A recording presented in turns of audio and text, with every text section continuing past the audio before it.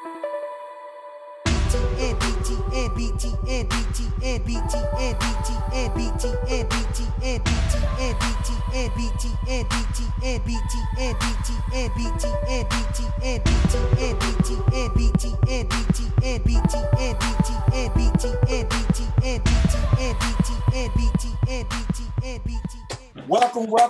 everybody to another Behind the Name. I'm your boy Budilla. And your boy Prince J. Ron. And okay, this introduction has to be different. All right, it has to be different this time. Drum roll, please. This woman right here is family to me. This Behind the Name show is another special one for me. When we were young, this individual taught us business in the dance world. From now until then, I can hear her say, "I told y'all so," because she told us that our lives was going to change, and it did. For a lot of creation, havoc, Chicago for period. The whole culture. Period.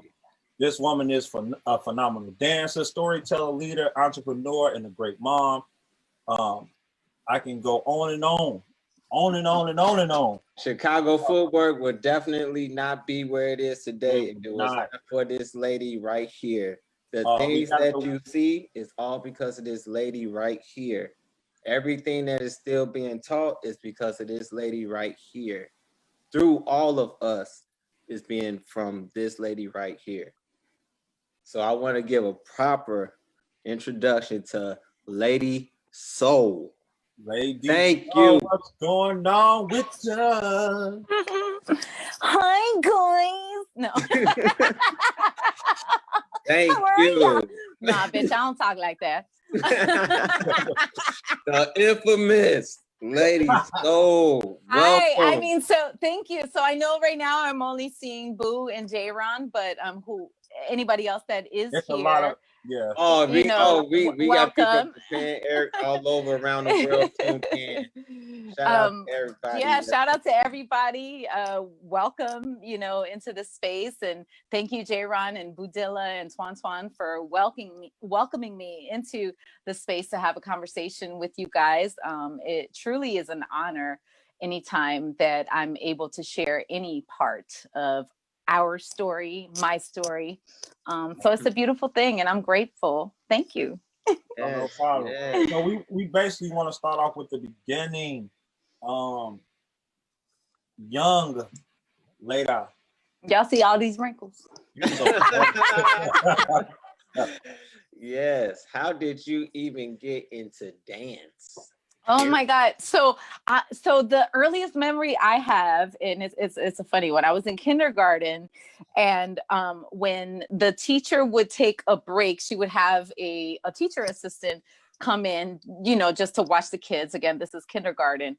And every time the assistant came in, she would play music for the kids, and I would start dancing. And she saw that all the kids were looking at me. So she grabbed me and put me on top of one of the desks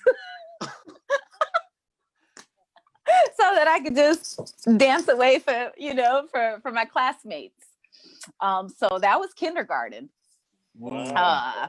I was already doing live performances on the desk. And where was this?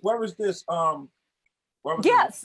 So this particular grammar school was the first grammar school that my brothers and sisters and I were enrolled in when my mom moved from Mexico. So my entire family is an immigrant family that came from Mexico with clothes on their back. And so that was it. And so the neighborhood school, which is now very gentrified, but back then it was dominantly, the neighborhood was like Black, Polish, and Mexican, and sprinkles of Puerto Rican. So that was like right off of Ashland and North Avenue. So back then, before it became Wicker Park, that neighborhood was called West Town. Okay. Yeah. So that was in kindergarten. And then one of our very good friends of my mother convinced my mother that she should apply for some of her children to attend a magnet school. And that was just on a whim that our mother's neighborhood friend told my mom about this magnet school on the north side named Walt Disney Magnet School. And I got in, my brother Julio got in, and my sister Olga got in. And my sister Olga hated it. She was like, I have none of this white shit. Take me back home. Right.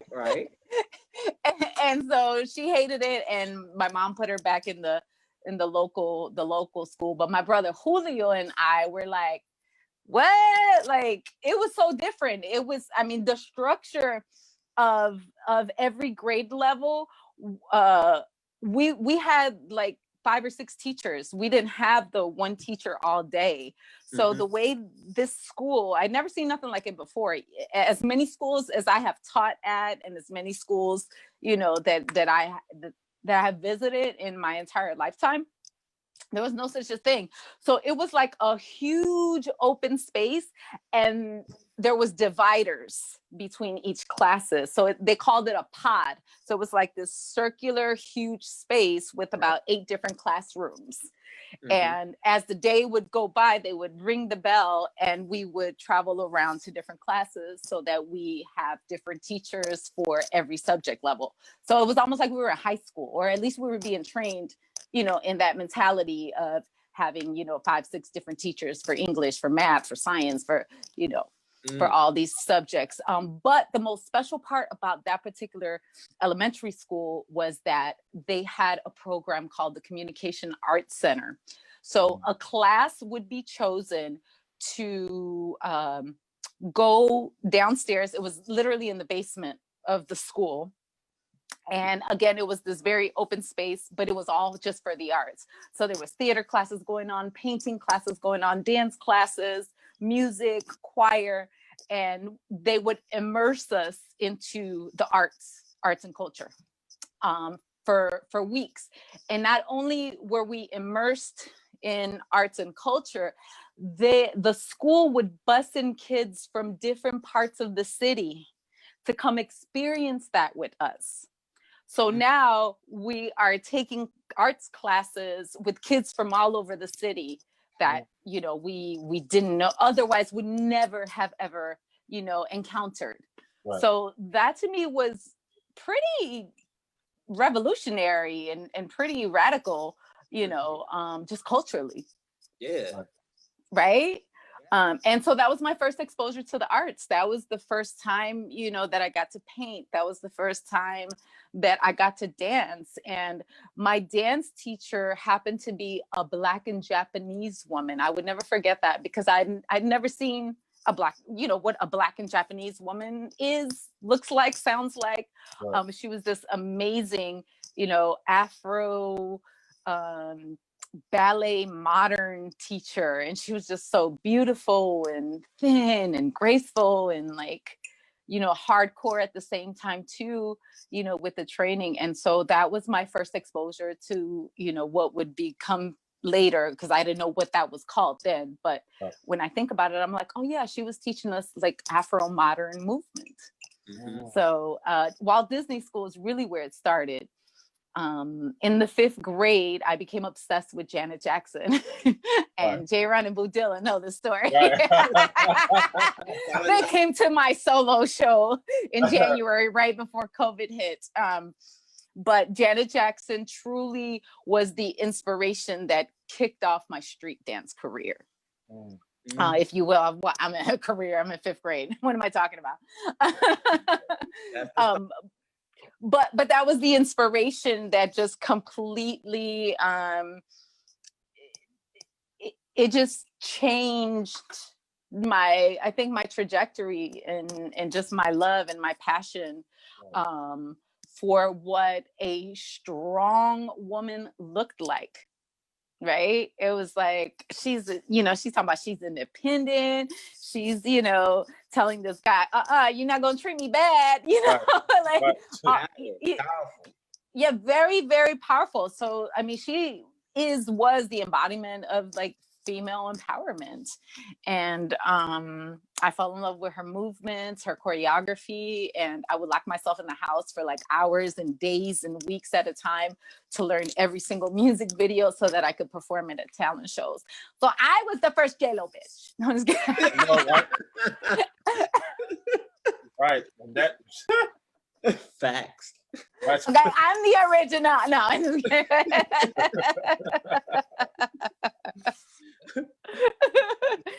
So yeah, so those were, you know, the earliest memories and I think occurrences that just drove my life.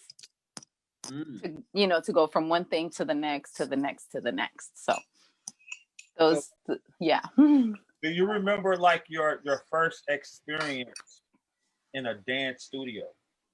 Oh my God. Mm-hmm. Oh, okay. Yes. High school. So after Walt Disney, I absolutely knew, again, I mean, it's crazy, but still being young, right? Because you're talking 12, 13, 14 years old. I already knew like, this is where I'm going.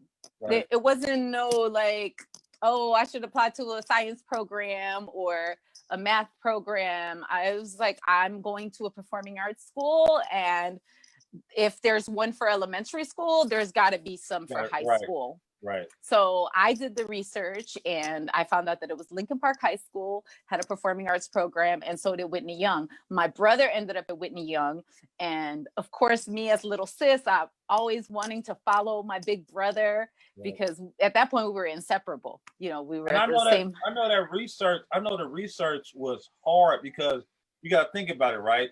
Back then, you didn't have social media like Google, internet, like try to figure, you know, which school was best, you know, to actually go to. It was like more of like word of mouth, or you had to actually go to the school. So I know it's a challenge, right? Yes. Well, for me, it was actually asking my teachers at the elementary school, because also understand that my mother never learned English. Okay. So any parts of my education, she really had nothing to do with it outside of that. She took the advice of her friend, who we just call aunt now, because she's like, we're still family. Like we still, you know, they still come to family gatherings. And if it wasn't for my aunt, you know, I don't know. Who knows? Right. I don't know that I would be the same person. I mean, truly, right? Big ups to Aunt. Big ups to yes. Big ups to mi tia. And so yeah, so I was asking like the teachers, and then you know, the teachers were advising me, and my brother did too, because he was already at Whitney Young. Right. And I cried like a baby because I didn't get into Whitney Young. But as you were talking about like not knowing processes, I missed the opportunity to take the exams. Clearly, I didn't know like what we had. I thought you just send the application and that was it. Right. So I have no idea if maybe they send a piece of mail to the house and I just never got it, you know, or I wasn't looking for it because I truly wasn't aware, you know, that I had missed the exams. Right. And I'm so persistent. I called and I was like, I would like to speak to the principal. Oh my God. It's like, I don't think you understand who I'm going to become. Right. You don't know. You know who I gonna be, right? You know who I am? I would like to have a meeting. Like I made them set up a meeting just so that they could tell me the same answer. You know, there's nothing we could do. We appreciate you. And I was like, okay, I just wanted to, you know, I wanted you to tell me to my face. Right. So they told you. Like, yeah. And I said, okay, that's cool. But everything happens for a reason. Right. My dance teacher in high school has been my lifelong mentor. Like she is still my godmother. Like she's still my mom. She's my dance mom. Right. So that relationship turned into a lifelong, you know, relationship or a friendship, mentorship, you know. Mm-hmm. So that was my first, you know, studio. I'm sorry, my husband is asking me something. What do you need? Just come talk to me. What's going on, King? Oh, he's looking for a container. It's like, oh, the container. so this tiny space that we have carved out is our chill space. So all of our chill materials are over here. Right. We call it the COVID lounge. Hey.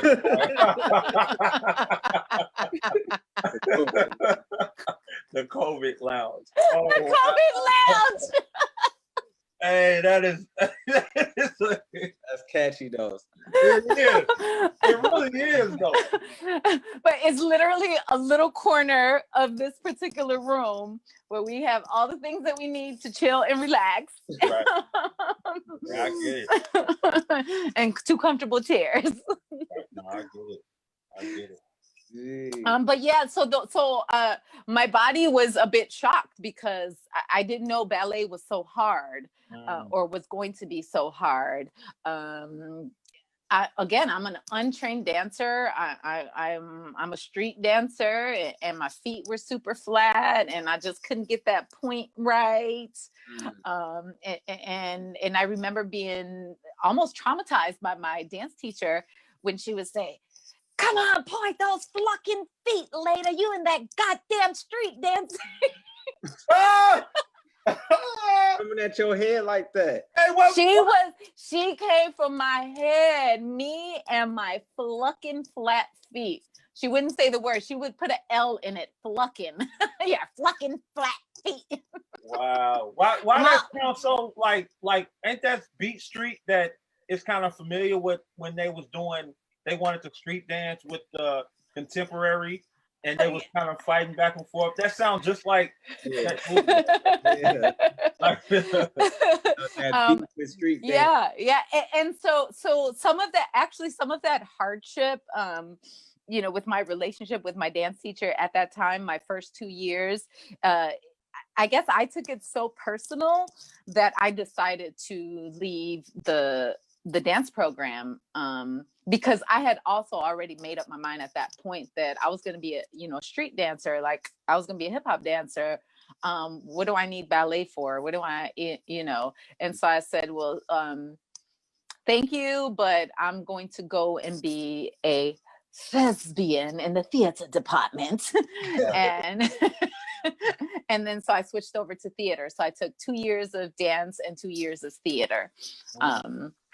But no, I mean, my other training after elementary school kicked in around 8th grade when I got with a street dance crew from my neighborhood. And I was like, oh shit, they're so dope. Like, I wanna dance with them. Right. And then I found out, oh yeah, they practice at the Park District basement down the street. So we would, be in a dusty ass basement that the Park District will let us have. Right. Yeah. And so I got my training with them as far as house and street dance choreography and battling. So that's where I got my training one-on-one, when it comes to battling and when it came to choreography. Did they and that group was called Kamikaze, by the way. Kamikaze, okay. Kamikaze. Yeah, Kamikaze, and our rival group was Down to House. Down to House. Okay. And so and what I thought was also special about just that space, that time period, was that a lot of the young people in these groups, were both coming from a dominant Puerto Rican and Black culture. So it wasn't like it was all Latino and it wasn't all Black. So it was a combination of the two. And so I thought that was super dope as well. Nice. I can't even picture, like, I would love to see the young later ballerina. Oh my God. There is some footage out there that Chuck actually sent me. He ran across it. But there's this infamous promoter, and he actually did some parties on the South Side. You guys may know his name. Actually, you do know his name because his son at some point was dancing with Creation. But the legendary Tony Batoy. Right. Yeah, the legendary. Right. it was his parties that we used to frequent, and that's where a lot of these battles happened, on the floor, on stage, because he was big on having house crews come to all his parties and basically light up his shit. So yeah, I get it. I mean, what promoter doesn't love dancers that come and just light up their damn party, you know, like we become the show, you know what I mean? Right. Facts. But it was those Tony Batoy parties that really set me in the direction of what working you know with about the Riviera? Motherfucker, were you there too? Yeah, that's track. Damn right, I was there. That's them. We were in the same motherfucking space. Yeah, that's Tracks Man. Shout out to Tracks Man. Yeah, shout out to Tracks Man. Yeah, the Riviera. And that's where I started getting opportunities to dance background for Mr. Lee, who was one of the hip house legends, you know, alongside Fast Eddie, Tyree Cooper, you know, and a handful of super talented Chicago-based hip house artists. And so for anybody that doesn't know the term hip house, it's literally just that. It's like hip hop and house coming together. You know, rappers rapping over house tracks. Right. And get busy. Now hear me. Yeah, I'm in that video. By the way, get busy, get busy, Mr. Lee. Yes. Yeah. And I'm also in his Pump That Body video. Pump that body, work that body, work. Now that's classic. That's classic. Yeah. So I was dancing with his dancers. So I met his dancers at the Riviera. And they were like, man, there's this, you know, this Spanish girl. She's super dope. Da, da, da. Like, we need to work with her. And they brought me, you know, to Mr. Lee. And so that's how I got opportunities to work with Mr. Lee. And then everything became sort of like a ripple effect after that, as far as like house music is concerned. Right. Then eventually that led to me dancing for Kashmir, who is the producer of the classic single Percolator, along with Dajé, who he used to produce the ooh, oh, ah, for, you know, references. Brighter Days, Extraordinaire, Dajé. So that's some of my house dance and house music roots. Oh, okay. That's a good segue though, because I was surely going to go into the professional side of your career with the who was it? Oh my god. Wyclef. Oh my god, that happens. That happened a little bit later, but the reason why I've even why I even transitioned from house to hip hop was because of a mentor / father figure who I had met during my house days, who questioned, like literally was like, little girl, what are you doing here? And I was like, so mind you, I also know that I've been running these streets for a long time. Facts. I mean, I literally grew up in the streets. Like, if we want to, you know, like, I've been running the streets since I was 13. And everybody else was older. Like, I wasn't even supposed to be at the Riv. That was the 17 and over club. But because I was rolling with the dancers and nobody questioned, you know, nobody questioned us. It was like, oh, come right through. You know, we don't do lines. We go right in, because Tony Batoy knew we was there to light it up. Well, you know, J-Ron, you guys have experiences with me. We just walk in, you know. With Lady Soul, no question. Never get right. No lie. No line at all. Skip the lines, baby. I don't do lines. No line at all. That's how I learned how I'm supposed to be treated through Lady Soul. So meeting Doc Brown, rest in peace, rest his soul, at I think the club, if I could remember, you know, it was called the China Club. It was somewhere on the north side, and I was dancing with Miss China. So I don't know if any of you guys, she's also another legendary house dancer from that time period, China Bell. Me and her became dance partners. We used to be rivals, and then we became dance partners. And we were at a club dancing somewhere on the north side. And at that point, I'm not sure if I was 14 or 15, but it definitely was a 21 and over club. And, you know, he and his security kid, and I just thought we were in trouble. I was like, oh my God, I'm about to be in trouble. Like, oh my God, my mama don't know I'm here. Like, you know, cause he was interrogating, like, why are you here? Like, you should be at home. And that's how we met. And then he said, you know what? I could probably actually help you do something with that talent. Like, you don't need to be up in these clubs. And so China and I set up a meeting with Doc Brown, and only to find out that he was one of the biggest hip hop promoters at that time, who worked for Jam Productions. And Jam Productions was doing like all the big concerts, the Fresh Fest, you know, like they're big promoters.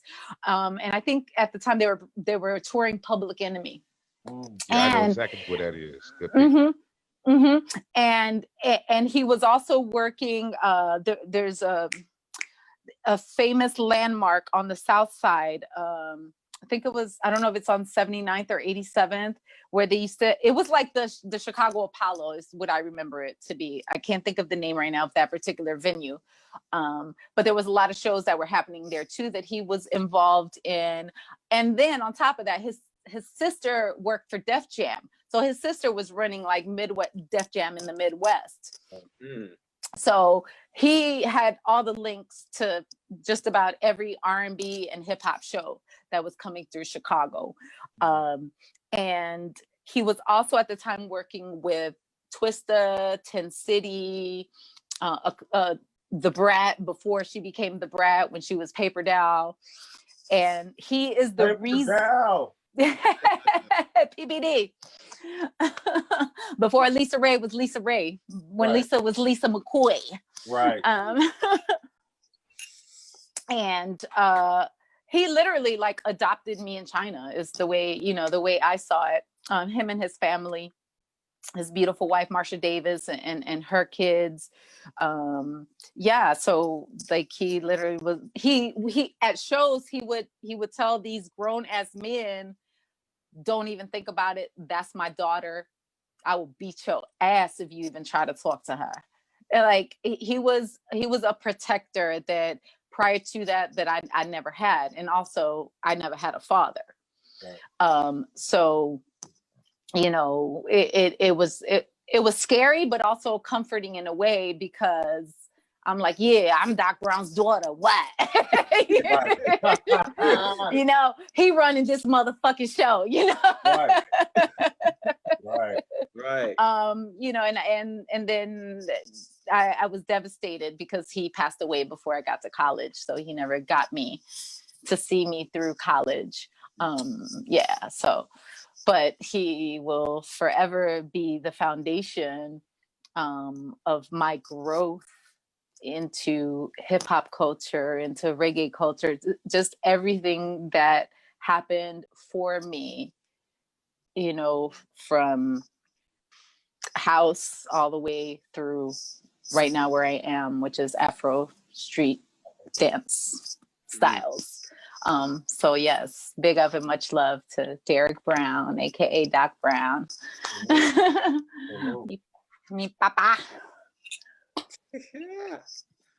So because of him, yes. So because of him, I was already linked up before I even got to college, because he had major connections in New York City. Right. And he linked me up with one of LL Cool J's dancers, who later became a host on Rap City. Her name is Big Les. Okay, I'll give you guys context. That the 90s show with Queen Latifah, to my left, am I right? Living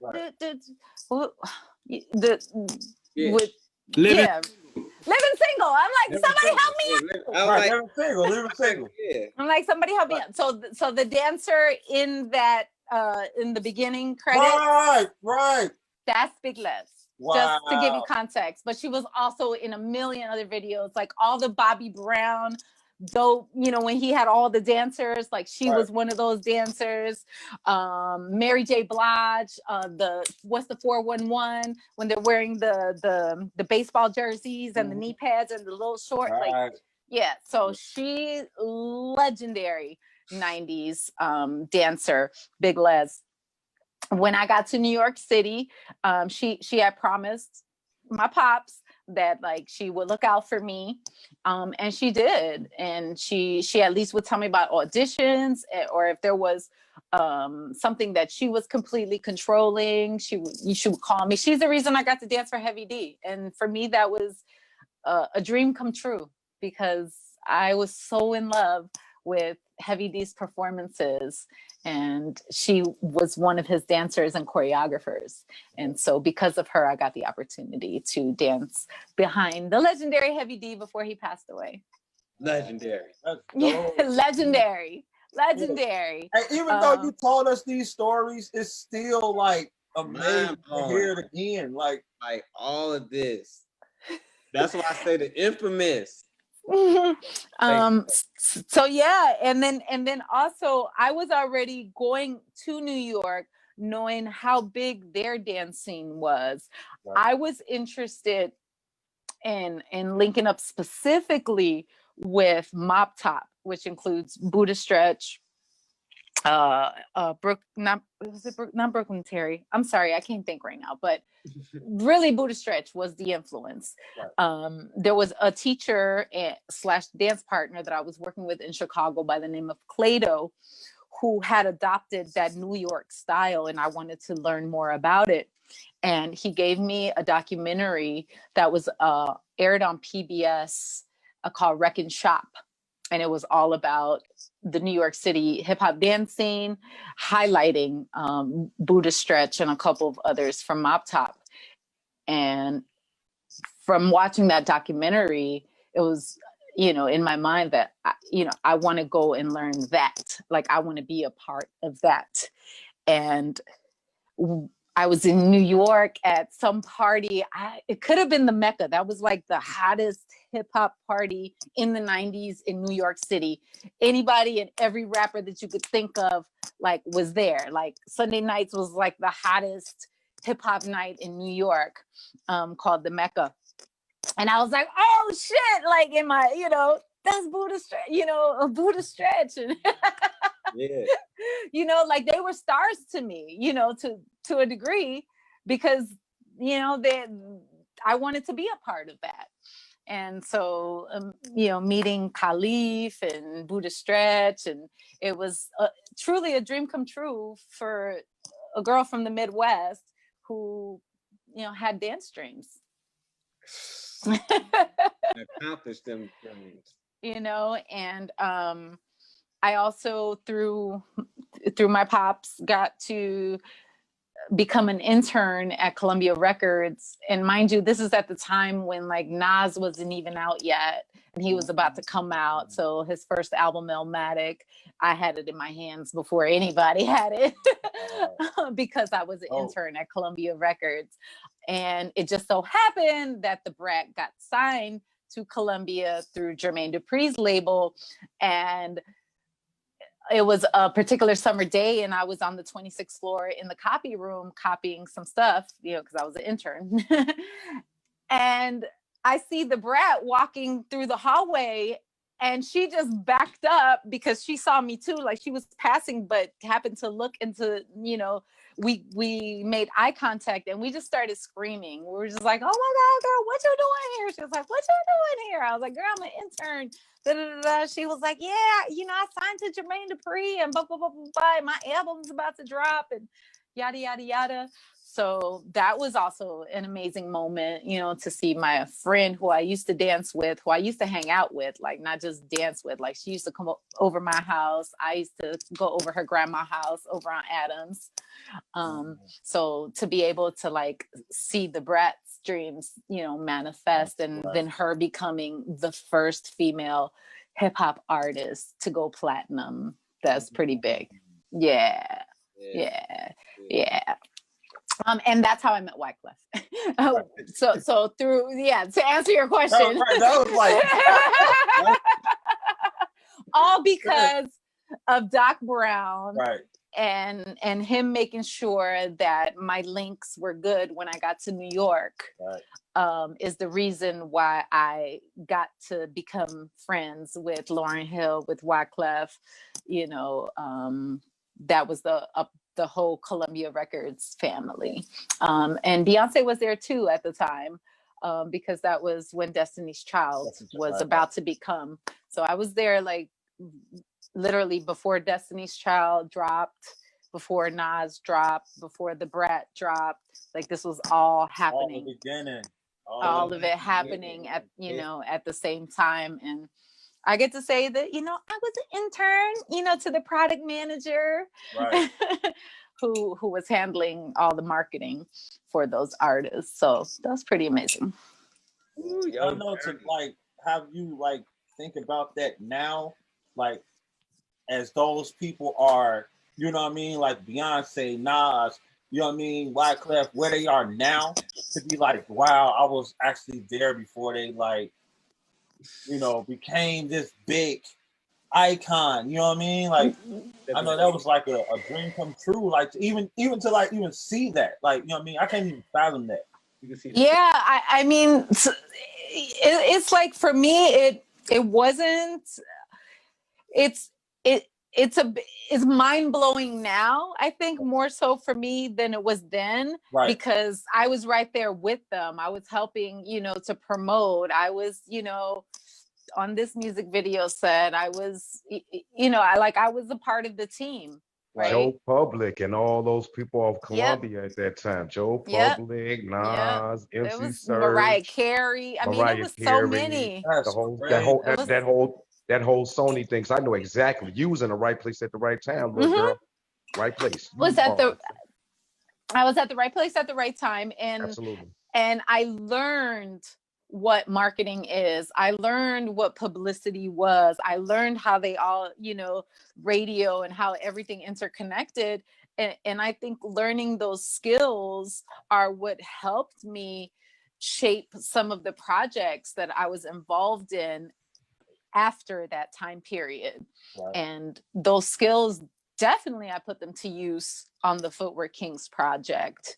And any other project that I was a part of after that. But probably the most special relationship, that came out of that time period was, my friendship with, at the time, with Lauryn Hill and with Wyclef. Yeah. And through the years, we lost touch. But like recently in 2017, we were able to reconnect, and it was crazy because, I'm not knowing like, he's probably not gonna remember me. Like that was, eons ago. But he treated me as if it was still that same time period. And for that, I will always have, gratitude and respect for somebody like Wyclef Jean, who never treated me any different than, what we were back in the 90s. So I can't say that for a lot of other artists, but Speaking of the FootworKingz project. Wait, Jay, don't go into that yet. Wait. Yeah, man, like where are we with time? How are we doing with time? Wait, don't go into that yet. Let's rewind a little bit. So from New York, and you came back. Yes. To Chicago. Let's go there. So when you kind of like was like, let me readjust. Let me adjust my, what I'm saying? Let me kind of get the feel of the dance scene back in Chicago, because now you was in New York, right? You wasn't. That was in New York, right? So how did you like start meeting like Chicago dancers like Full Effect, Blair, and those people first? Okay, yes, that was because of Kumba Links. So after I came back from New York, my sister Jaquanda and my sister Jacinda We became very close friends. And as young women, we were dealing, with a lot of madness that young women deal with as it pertains to our relationships. And we just built a very special bond as young women who really sometimes felt defeated on so many levels. And I think that pain really, brought us together into this sisterhood where we could lean on each other to deal with all the things that we were dealing with as young women. And as a result, we became this poetry performance crew. Me, Jaquan, and Jacinda, they were the poets, I was the dancer. And we would perform locally at like Chicago poetry events. And then we said, we should actually take this art and share it, with young people. And that's where our lives as teaching artists began back in 1997. And eventually we ended up at Clarendon Park teaching. And that's how we met Full Effect. Right. So, because Full Effect, they're from the North Side, or at least at the time they were operating out of the North Side. And that's how we became friends with Blair and Dane. Right. And things of that nature. But then I also moved to LA. So around 99, early 2000, 99, my former dance partner, Larry Sims, and I moved to Los Angeles to explore, the industry out there, because we felt that we had outgrown Chicago, and we also felt that the budgets here were so minimal, and we wanted to explore more. We wanted to see what else could be a possibility for us. And as a result of Larry booking a job with Missy Elliott around, I don't know when that was, that particular album, The Cookbook, 2005, 2006. He ended up being a touring dancer for Missy Elliott, and then he became her assistant. And so he called me right around the Cookbook time and asked me if I knew any footworkers. This was before the FootworKingz. Right. And I said, well, yeah, there's this crew, Full Effect, and they got a lot of energy, and I see them do some footwork. And that's how Blair and Seville and Full Effect got the job to dance with Missy Elliott and represent Chicago footwork on that first music video. And then she kept hiring her for many, many years after. Right. I just have to make sure that people know, you know what I mean? You gotta give your credit. Thank you. Appreciate that. Yeah. Now go ahead, J-Ron. Now you guys Link. Shout out to Kumba Link. Right. They work you.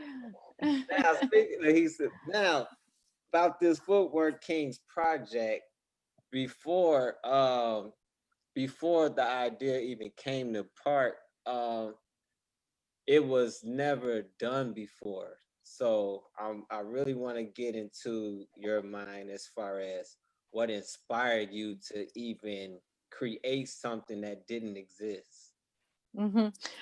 Okay, so little things happened that actually that caught my attention as far as what was going on with the culture.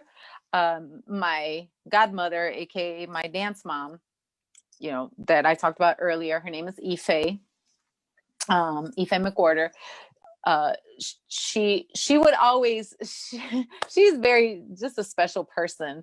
She's one of those people that if she saw something that she thinks could help you or inspire you,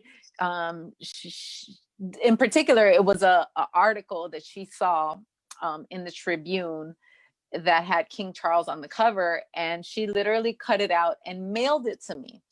And she's like, Leda, did you know what was going on with this footwork thing? in Chicago. It's all over the newspaper. And I was like, oh, that's very interesting. Wow, okay, that is super dope that footwork is still alive and well. So that happened first. And then Kumba Links had a show at the Museum of Contemporary Arts, which was a part of the New York Hip Hop Theater Festival that was running in Chicago at the Museum of Contemporary Arts. And Creation was on the same show the same night that Kumba Links was. Oh. And I didn't know that until I was sitting in my seat watching, and I said, "Oh, those are those kids. It's them kids that were in the newspaper." I was like, "Yeah, that's them." So I was like, "Yes, that's them." And that's the first time I met King Charles, and his managers at the time. And from there on, we started conversations. And from there on, I was able to get a few budgets to hire Creation to perform with an organization that I still work with to this day, Urban Gateways. And I also pitched Creation to Crucial Conflict, who had called me up about a music video. And I was like, oh, you would love these young men, and what they're doing is pretty, they're super dope. And so that's how Creation had the opportunity to be in a Crucial Conflict video, which led to me also being the casting director for Watch My Feet, Dude and Them music video. So I helped cast that video. And then later on, I also helped with putting Creation in the Twista video. So all those things were happening. And then an opportunity arose for me to hire an assistant teacher at Little Village High School. And that's when I began the conversation about, being a mentor to Charles, where teaching was concerned. Right.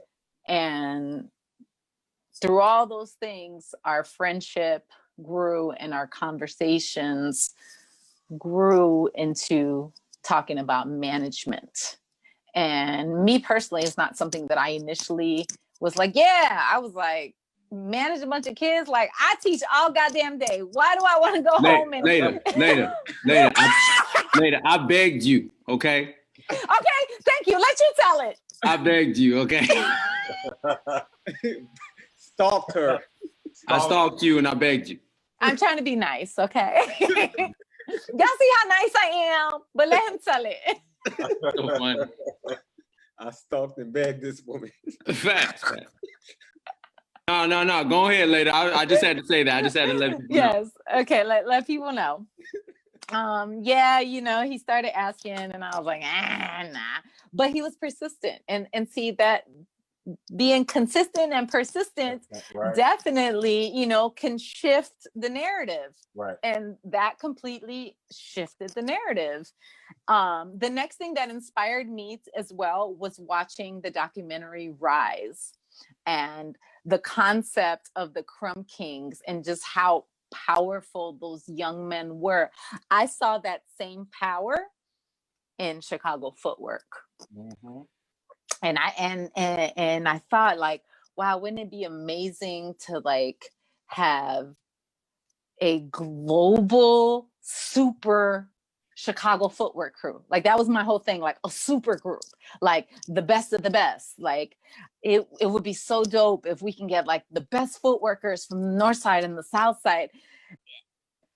But that's just me just like thinking out loud, not being conscious of, the politics that could have already existed at the time between the south side and the west side, or even not considering any type of like, I just didn't think, I'm just always I'm always the dreamer. Right. Yeah. And so that that to me was like, oh, the dream team would be like da da da da da. You know, so when I started thinking about that, I started attending more events because I'm like, I really, really, really want to see these young men in action. I really, you know, I want to identify who's who. And through all of that, it was like, I saw J-Ron. I was like, okay, I see, okay. I saw TJ. I'm like, oh, okay. So it really was the vision, and then like, how do I actually make this a real thing, you know, and which led to the conversations. You know, I had to have separate conversations, and then I had to, you know, then we had to have meetings and together conversations. And but you all, because you all were there, I want you guys to give some insight as to what you all even thought about what I was trying to do. I know some of y'all was like, this bitch crazy. I'm like, she crazy as hell. Right. I know. Well, I know for me, I know me and Charles used to always talk about where we wanted creation to go, right? Mm-hmm. But we never like really thought it out or planned it out. It was just like a thought. It was just a thought, right? So then when FootworKingz came about, it was just like, okay, it's just something we doing. Okay, we traveling, we performing, but we're not thinking like, okay, this can be on a global scale. Like we can actually do bigger things. We still young, so this is still fun for us. You know what I'm saying? It's just fun. So I know for me, I didn't think like, you know, oh, we gonna get compensated, we gonna get jobs, we gonna do, you know what I'm saying? It was just like, okay, we doing it, it's fun. You know what I mean? Yeah. So I didn't have that in my mind. Yeah. Well, you know, I just thought it was so incredible. I just thought it was so special. Right. I thought it was so unique. There was no doubt in my mind that what I saw other people would see. Right. And I think that's also was a driver for me, was that these young men are incredible. Like you fucking can't deny that, you know. And I took that, you know, that type of energy. Like, oh my God, you know, wait until you see what I'm about to send you, because at that time, mind you, there was no social media. Right. So we were editing reels and burning DVDs. No, you was editing reels.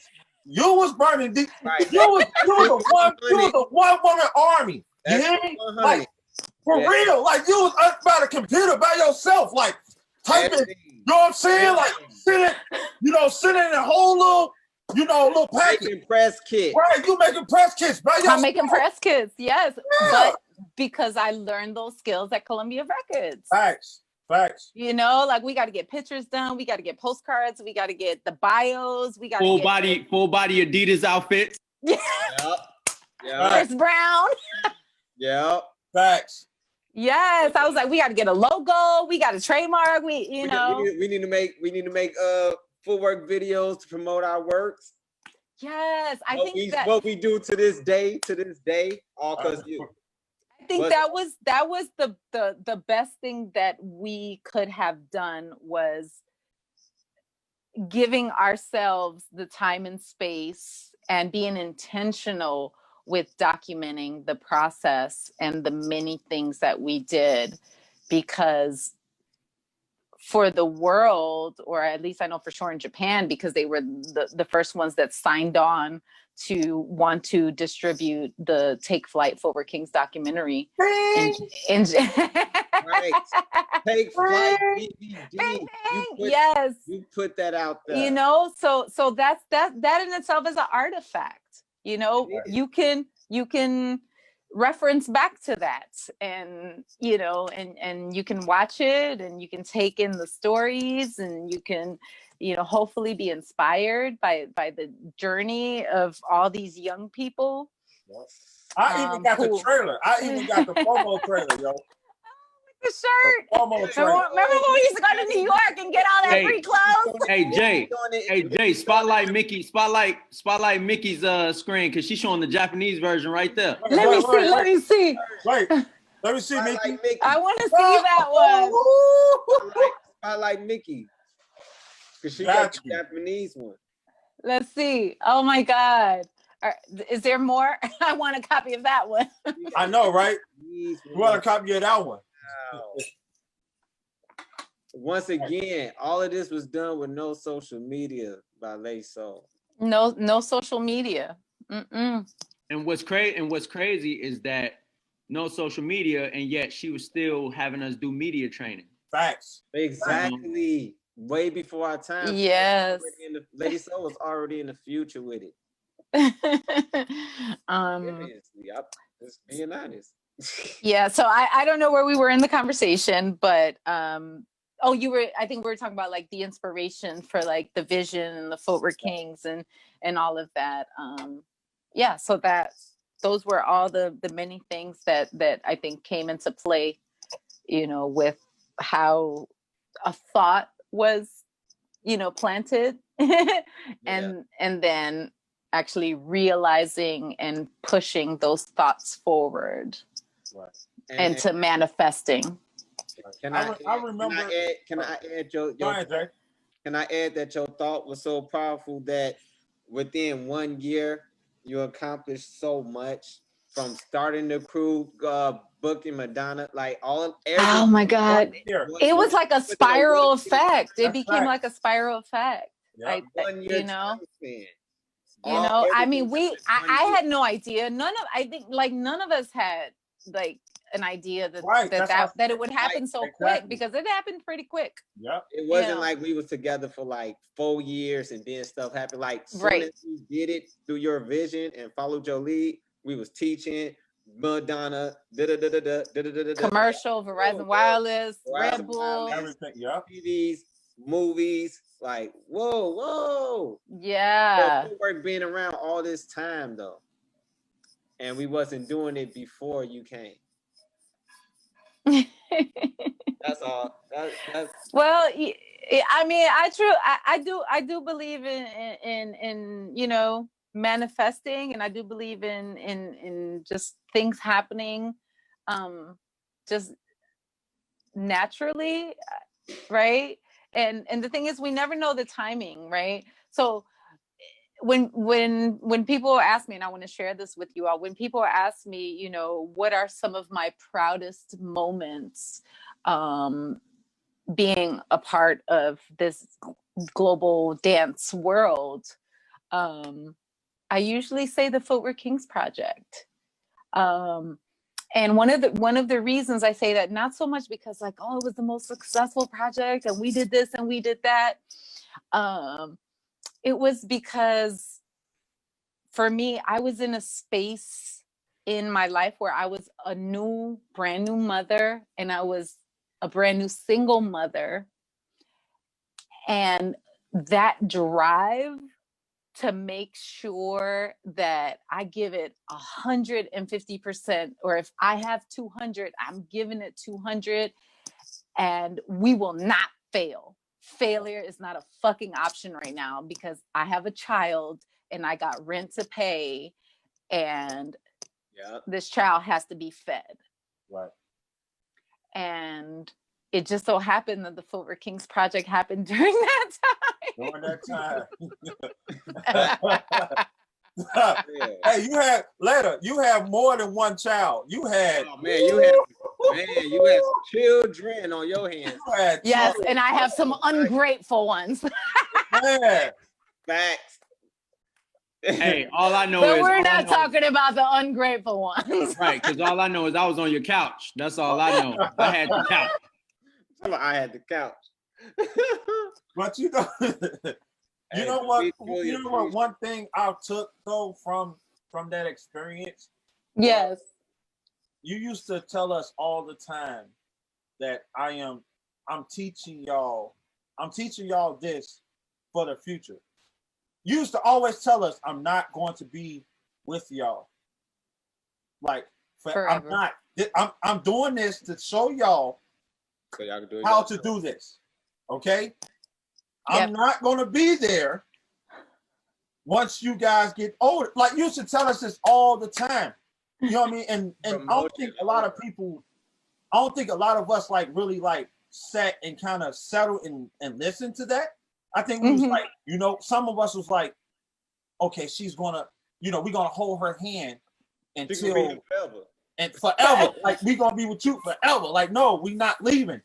You know what I'm saying? But it was like you was, you know what I mean? Like you was like our mother for real. Like, you know what I'm saying? Like, hey, once you turn a certain age, it's time to go. Like, you gotta start flying. You know what I'm saying? Like, you gotta fly. You know what I mean?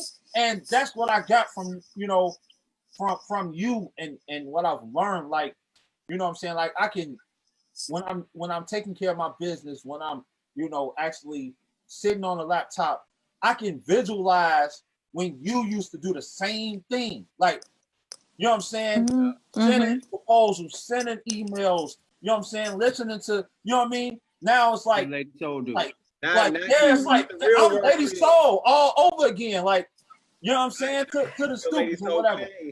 Yeah, so that was a big, that's like and that's beautiful, because it should be that way. You know, the power of influence, the power of passing out whatever it is that you know. You know, I believe we all have a knowledge base in many different areas, right?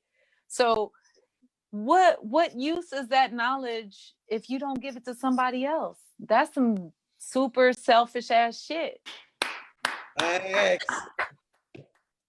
That, like, what are you here for? Yeah. And I remember you telling us, whatever you put out there is no longer yours. Yeah. Oh, ooh, that part. I don't remember that. Let me write that down. I remember you saying that. You tell us that all the time. Once you put it out there, it's no longer yours. Yep. So whatever, like, and I used to always say that, like, hey, it's not ours no more, bro. You already put it out there. Yep. Like, you know what I'm saying? Like, man, only if I mean, we hey, Isaac, you're welcome, Isaac. Somebody said thank you. Yeah, it's like you put it into the universe, and as much as we would love to be like, oh, this, that, I'll say this, it can get personal, but I've learned just through experience that it cannot, if you let everything just be so personal and so this and if I hold on to everything here, how am I supposed to receive if I'm not open? Exactly. If I'm like, right, exactly, I can't receive nothing. Exactly. That's Lady Soul for you. Yep. So, you know, let it go, share it, and whatever is gonna come to you is for you. For you, yeah. And it's okay. It may take longer. I mean, like, real talk. Once we pretty much ended that journey, that time period, there were times where I was like, man, maybe we should not have ended, or maybe, you know. Right. But everything has its time and space. I truly believe that. You know, and I think we did some amazing work, and you all have carried it through on so many different levels, and I'm just proud. I'm proud and honored to have been a part of that journey with you guys. Right.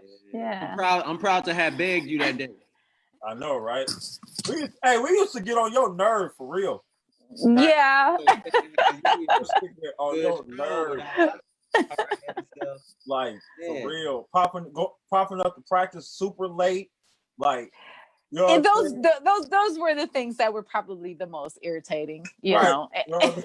Yeah, like you know, we thought we knew what pressure was, you know, in our own communities of Chicago footwork, when people pushing on us and stuff.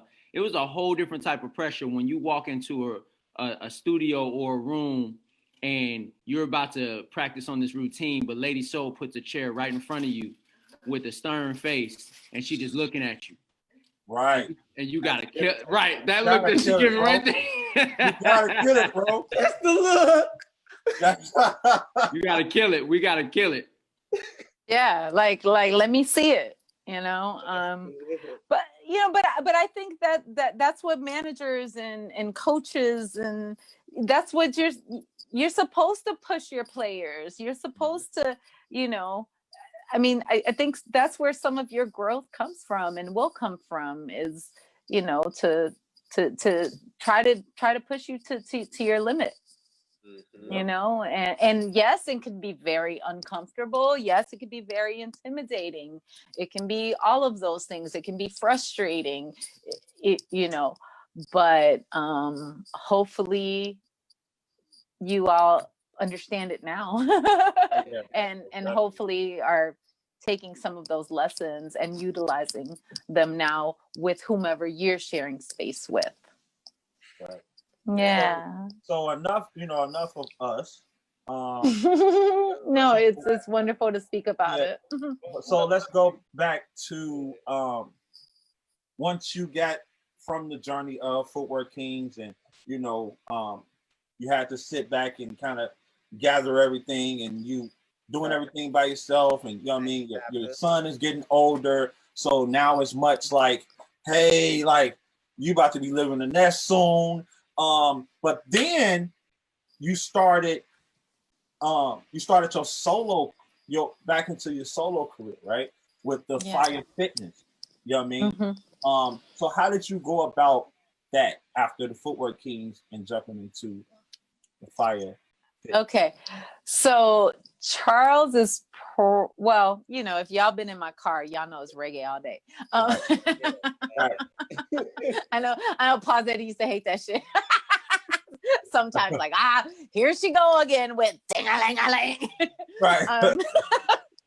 But Charles, more than anybody, knows how dear reggae and dancehall culture has been for me, and just how much I've embraced the culture.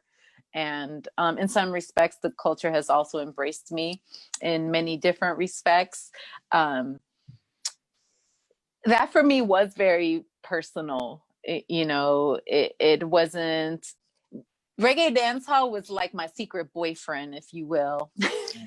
Right. You know, it was like my secret boyfriend, and if you in my inner circle, you know where I be. And it took me over a decade to pronounce that. Or to even like share that with the world. Right. Now, I was already infusing Afro, dancehall, modern movements into my curriculum. But nobody really saw that because that wasn't work that I was posting. Right. You know, it was always about, you know, the FootworKingz for the most part. Right. And when I felt that everything had pretty much, you know, calmed down with the FootworKingz, I wanted to give back to myself. Right. You know, and reggae dancehall was that outlet for me to give back to myself, but also share with other women who also appreciate the culture, who appreciate being appreciated. Because truly for me, dancehall culture is about loving yourself. Right. It's about accepting yourself as you are. If you a skinny gal, fluffy gal, you know, bad gal, right. Whatever you are, dancehall loves you back. They embrace it. You know, I didn't have to think about, you know, my weight, or I didn't have to think about, you know, if I had a little bit of cellulite, or it is and was a space where I can just free up myself completely and immerse myself in the music in dark spaces where nobody would see me unless you were there, you know. And it wasn't something that I was so readily willing to share with the world. And so I held on to that for a long time.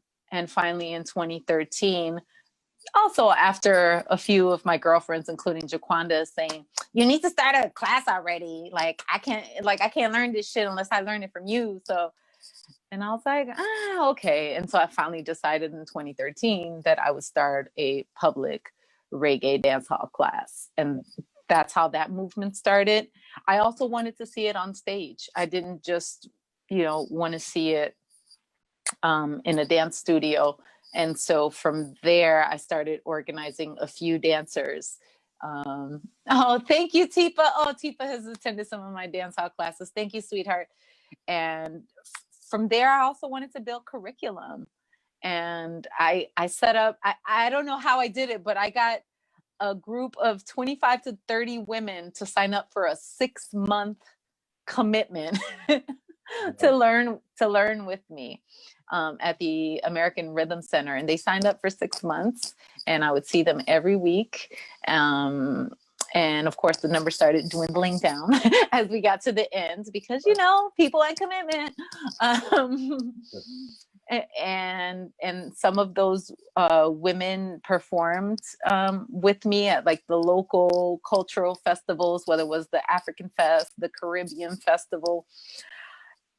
And then it wasn't until I met Jessica Phoenix, who was presenting dance hall as a full-on theater show in New York City. And I had found out about her work. And so I did some research on her, and I invited her to the FootworKingz show at the Kennedy Center.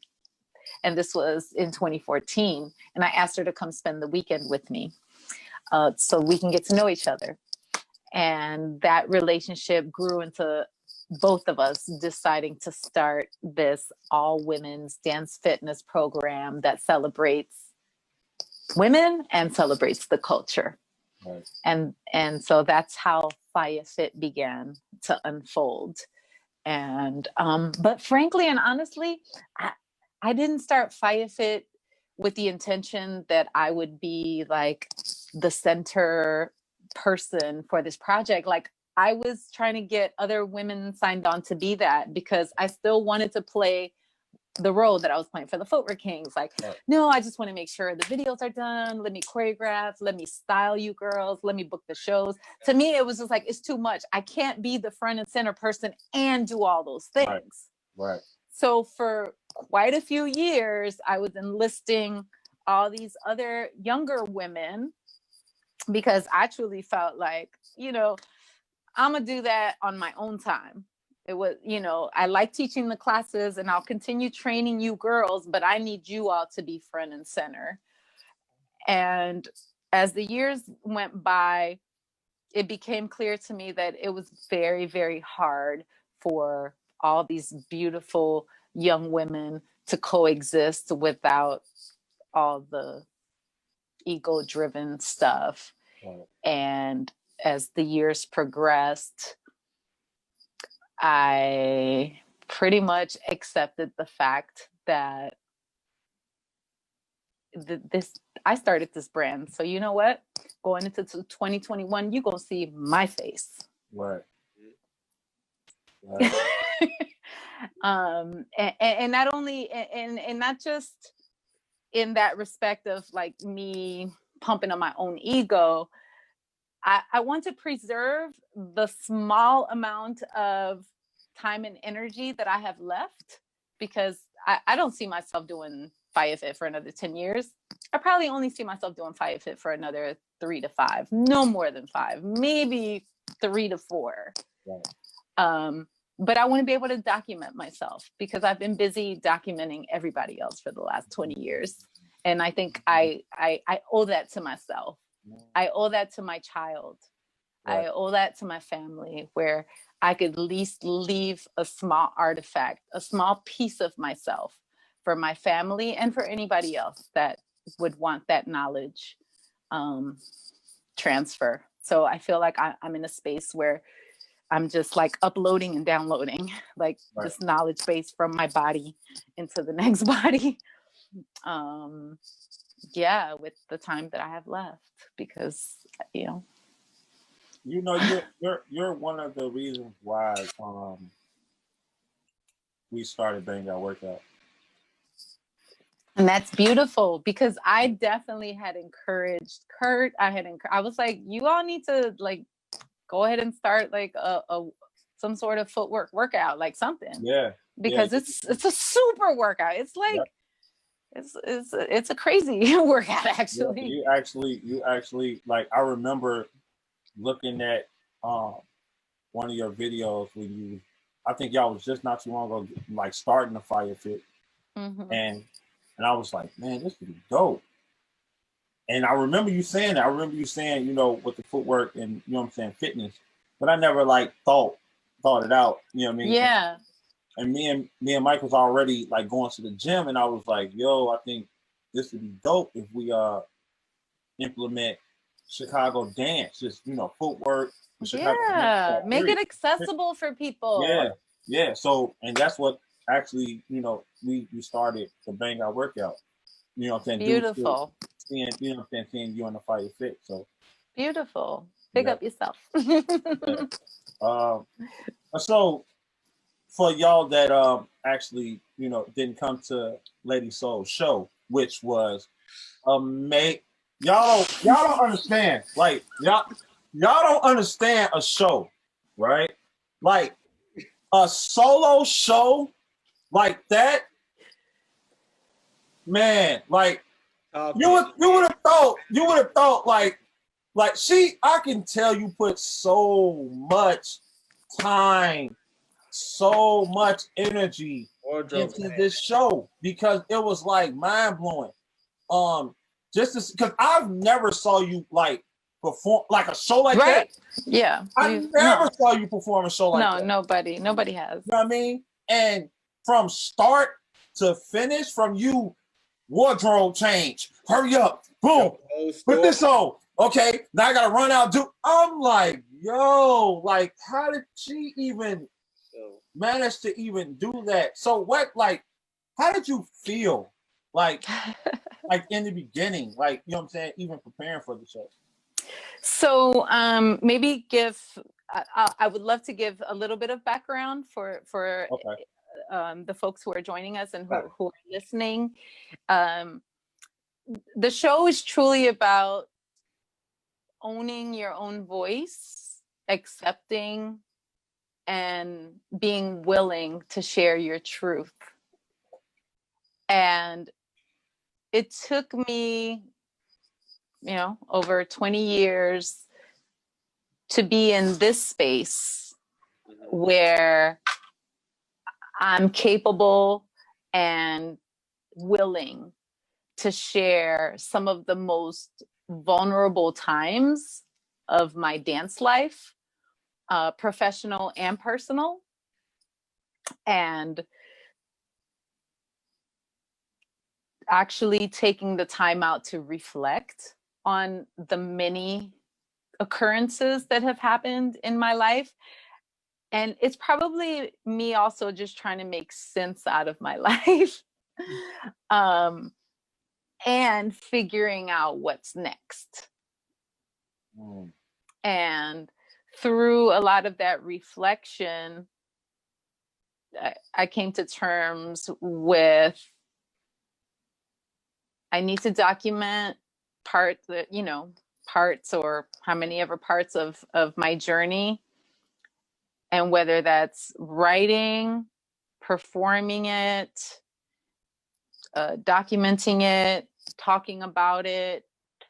But really for me, the most special part of creating a solo show where you're telling a bunch of stories and you're trying to keep an audience there with you up to an hour of listening,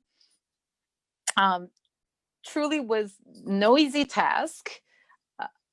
I started in 2018. So just to give you, and this is 2020, so 18, 19, and 20. So we're talking about, 2 years of intentional work, right? The first go round, it was almost like, okay, I'm gonna tell you these stories and then I ran out of time, but I'm going to read you the rest of them. So it was like a half a stage reading. It was this part stage reading, part performance. Yeah. But I also didn't know what I was doing. It came from a dare, really. Jacinda dared me. Wow. Jacinda dared me to stop talking about it because, and this came out actually from the Wyclef conversation. Right. So after I had linked up with Wyclef in 2017, he grabbed my phone and he put his phone number in there and was like, and don't you lose it again. And I was like, okay, bet. I'm not going to lose it then. And so we started communication, and then his communication was slow. And I said to Jacinda, I'm really tired of these millionaires giving me their phone numbers. and then I go pick up the phone. And so it became this joke of like, well, you need to just talk all that shit on stage. I was like, okay, we dare you. We dare you to write some of these stories. And that's how it started. Now, what you actually saw, because you didn't get to see the 2018 version, what you actually saw was me taking the time out to take a writing workshop for 3 months and focus on structure, focus on the actual bigger picture or the big idea of, what I'm going to actually share, and why is that even me? What does it mean to me, period? Right. So again, me thinking about what were some of the biggest things that impacted that particular time period, which was the 90s, which was, in my case, my hip hop life. Like the 90s for me was my hip hop life. And I realized that my involvement in the music industry, my own experience, wasn't the greatest experience as it pertains to the amount of sexual harassment that I have experienced within the music industry, down to some of the relationships that I had, which I haven't written about, but we're going to get there. Right. I'm dropping the first gem January 1st on my birthday. So look out for that. Look out for that monologue on that Lady Soul's Dance Diary, because I'm about to drop that monologue that speaks specific to, the sexual harassment, the sexual assault, this prevalent disease that I'm sure is not just the music industry, but just being a woman, that is something that we deal with every fucking day. Yeah. And I wanted to center that particular story and how that has affected some of my decisions. And, for a while, some people in the music industry wondered why I left. Why didn't she take that job? Because I was offered a job from the internship to work at Columbia Records. I was offered a job to work for Ashley Fox, for Nas, and all these people. And I wanted to dance. That's where my passion lay. And then I got into I lived through and experienced a nervous breakdown that hospitalized me for some time. And it wasn't until I was able to sit down and write about it that I'm still processing and understanding how all those negative sexual experiences that took place in my life interrupted my entire life during that specific year, because it truly was an interruption. And so when I think about it, I'm like, yeah, you had all these horrible fucking experiences that I would never want to wish upon any young woman. And you were still marching through that shit, until God was like, no, your body needs to rest. You need to sit down. And so I had to go and live through all of that and process that 20-something years later so that I could tell this story and hope that it can create conversation with anybody. So, yeah, not an easy process. you just like brought back chills like in my spine, because when I saw that show, I was so quiet. Like I can't even explain the feeling. Like I was just like, especially when the time when you was like sitting in a chair. In the interview. And, like, yeah, and that was the nurse or whatever. The doctor. Mm-hmm. Yeah, the psychiatrist. Talk to you, and you was like, I was like, yo, like this, and like how, like from you going through that and reenacting it on stage, it felt so like it happened real. Yeah, like, and I'm just like, oh, like I did have some coaching, so I definitely have to give a huge shout out to 2 women that were a part of the show that you just saw. Right. I enlisted a director, which is something I didn't do in 2018.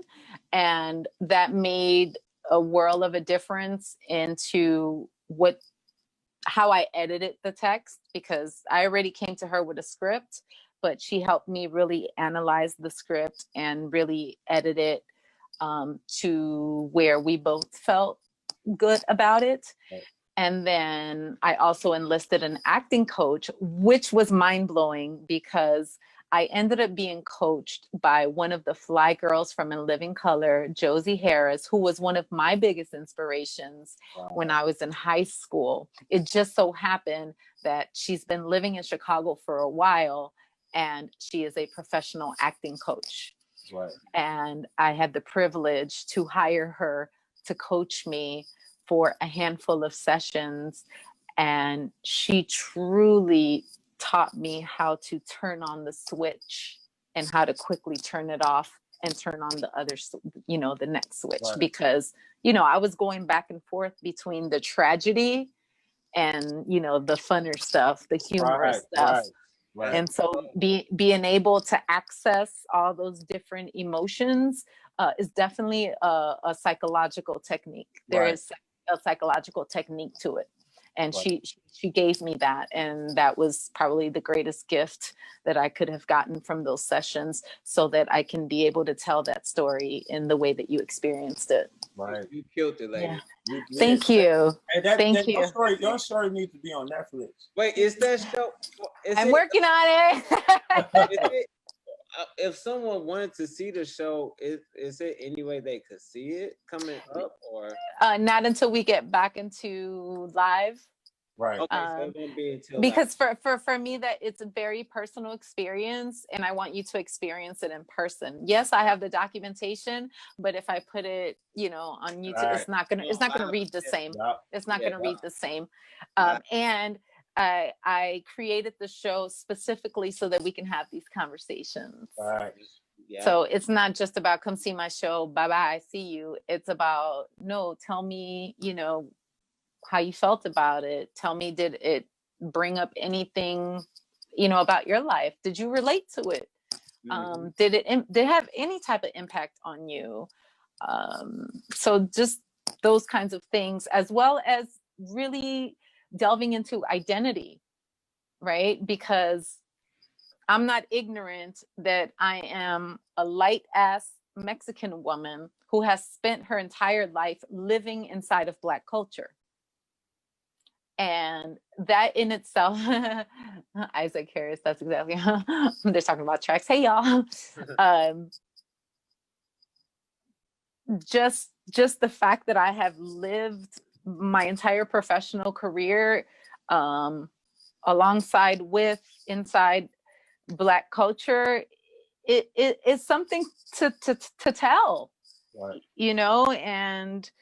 And why I even care about Black culture and how it has impacted my life, and how my many teachers from all the subcultures, you know, what they have taught me, the Black women, all my Black dance teachers, down to who is my godmother, down to, you know, my pops, like, right. You know, it's a story. And I think it's a beautiful one. It is. You know, it is. Yeah, and I wanna, you know, I would love for it to, you know, to become a script. And right. if God has it, you know, in alignment and planned for me, I'm gonna get the book written and done, and I want to sell the book so then that book can become a movie, or can become a series. It will be. I would love for it to be. I'm here for it. Yep. Yeah, we're gonna make that happen. We're gonna keep pushing that. We're gonna keep pushing that. No, but here's the thing. Although it is my life and it's my story, it's the story of millions of young women. You know, it's the story of women who are involved in multicultures, who embrace other cultures.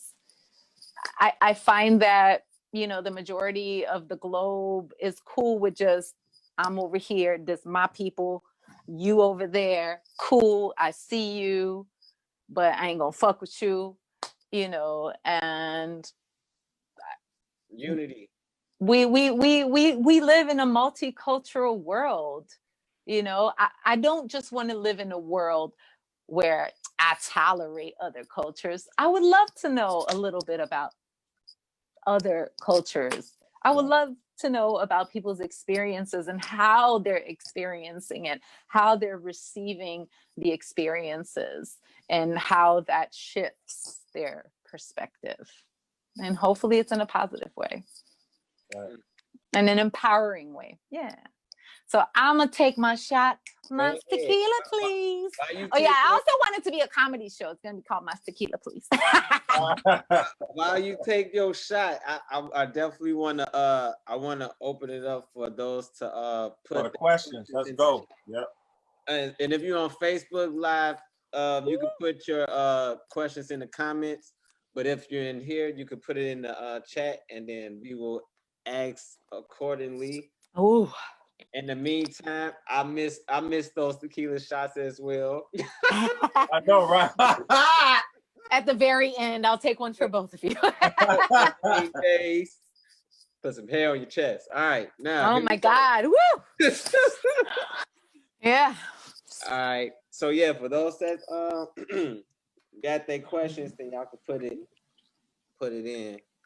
But I truly want to just say once again, thank you, lady, for taking the time out to be on the show and share your amazing story.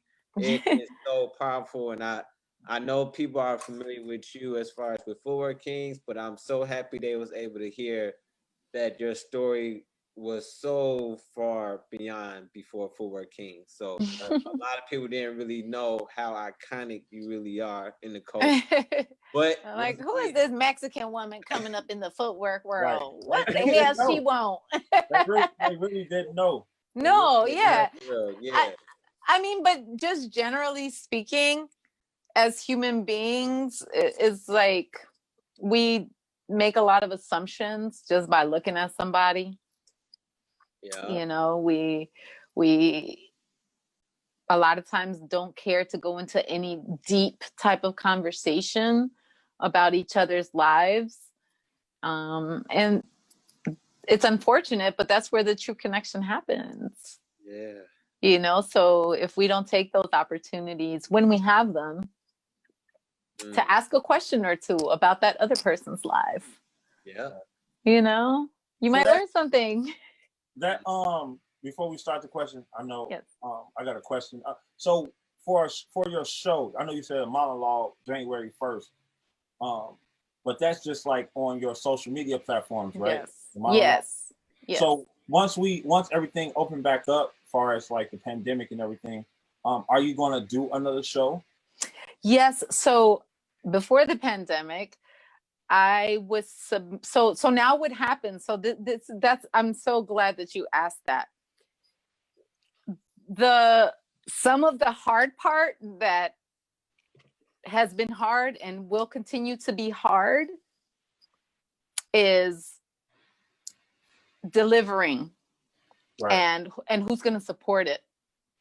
Okay, because what you saw was investments from two different places. What you saw was a lot of time and money that was invested by myself. And we're talking in the thousands. We're not talking about, oh, I just sat down and wrote this shit and here it is. We're talking about thousands of dollars in time and production value. Josie Harris had to get paid. My director had to get paid. My assistant had to get paid. So we're talking about, it's like starting your own business. And I have been actively applying for grants so that I can continue to share the show. And so when I said to you all earlier before everybody joined in about receiving 2 rejection letters, that was in regards to my show. And I know that I have a powerful story to share, and I'm not going to let 2 rejection letters stop me from continuing my process. You know, where there's 10 no's, I might get that one most powerful yes that will make those 10 no's be like, Exactly. So I don't know the answer to that question. It's all going to depend on, you know, where I submit and who wants to help me present the show. Because like I said, what you saw was a pretty big production. I mean, I had a set designer, I had a light designer, I had, like, there's a lot. It's a pretty big production when we're talking about production value. But my intention is to market it to the colleges and universities because I surely know that they have money. And they pick it up quick too. Yeah, exactly. And I'm also creating curriculum along with the show because it speaks to a very specific time period of hip hop culture, which is the golden age of hip hop, the 1990s. Right. Yeah. I am, while we're talking about that, I'm definitely going to hit up Q-Tip because I recently found out that Q-Tip runs he curates the hip hop shows for the Kennedy Center where we performed. Wow. Right. And I have access to him. I just didn't know that he was working for the Kennedy Center presenting hip hop, shows. So definitely that's somebody that I'm going to hit up. See, that's that alignment right there. So we got a question from LG. Oh yeah, we got a couple. Okay, let's go for the questions.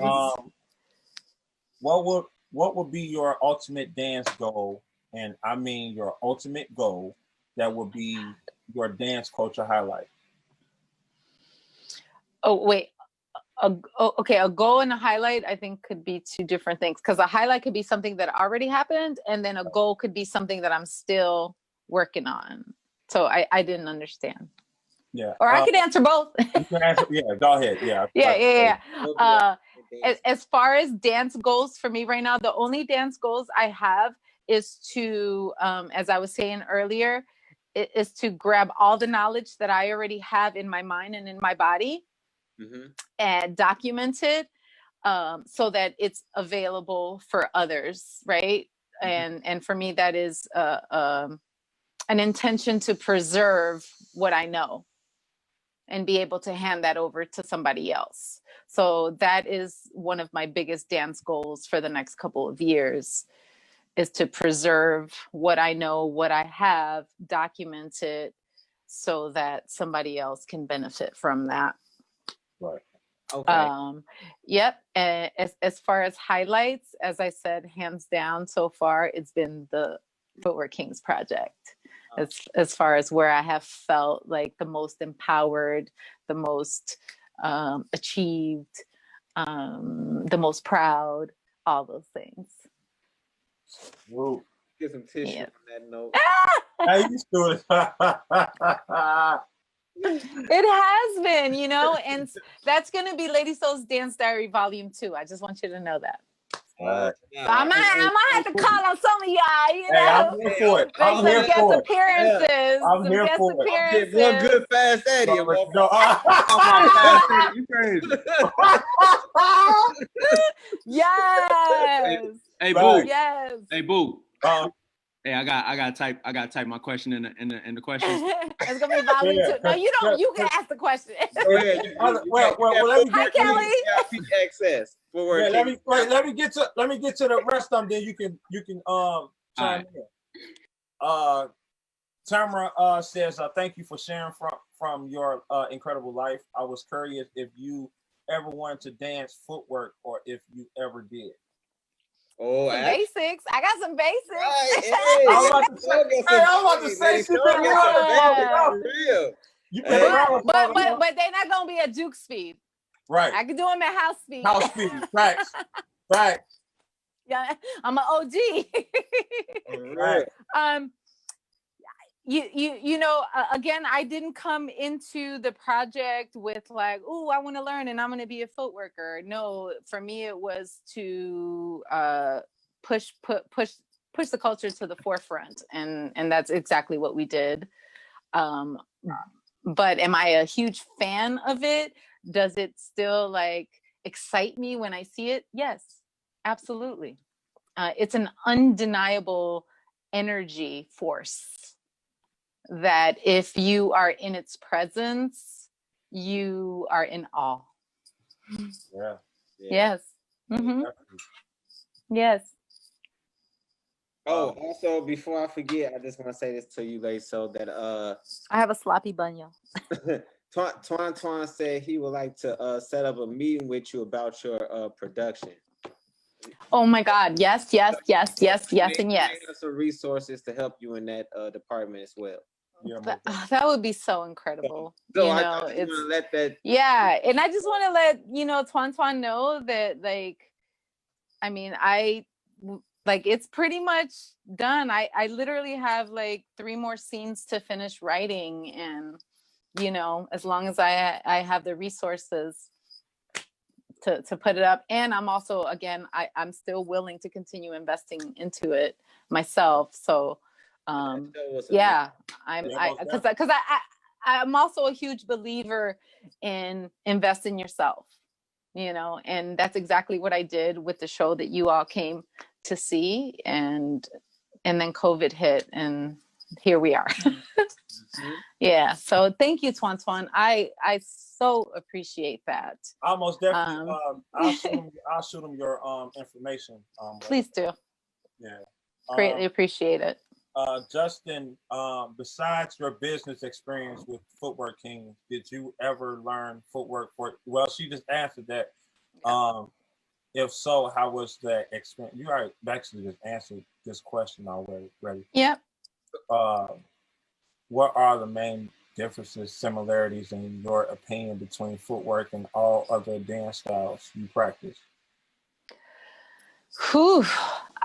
I'm gonna say for me, like the biggest wow, I'm gonna call it a wow factor.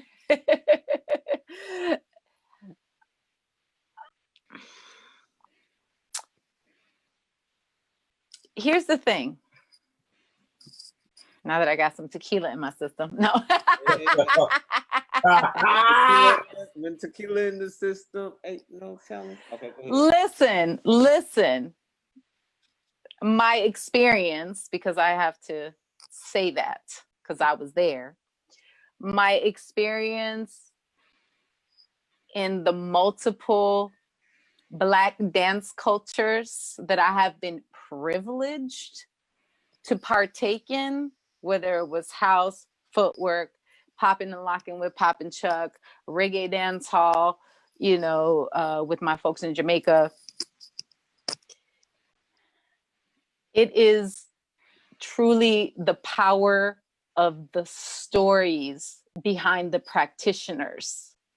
You cannot talk about Black culture and not talk about the struggles of the people whom all these styles emanate from. And the wow factor for me where footwork is concerned is the electricity and the energy, the rawness in saying, we are here and bitch, we ain't going nowhere because this is who we are. We kick ass.